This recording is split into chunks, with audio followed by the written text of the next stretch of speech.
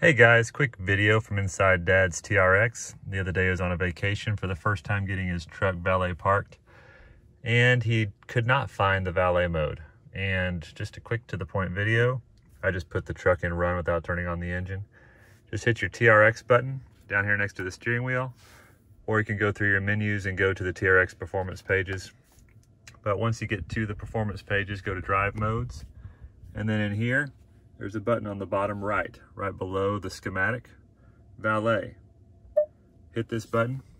It reduces the performance of your vehicle, changes the shifting of the transmission, and you enter a pin. You can pick whatever pin you want, and then you can select which options: reduced engine power, launch control, the transmission, the paddle shifters off, traction control forced on, all these things. Then you can hit OK. Then you're in valet mode, and then to deactivate it, you have to use the same pin, and then you can deactivate it. Simple as that. Next time you take a trip, get your truck parked, be sure to go to your TRX pages, hit the valet mode button, save yourself a lot of trouble, and nobody will be hot rodding your truck. Thanks. See y'all.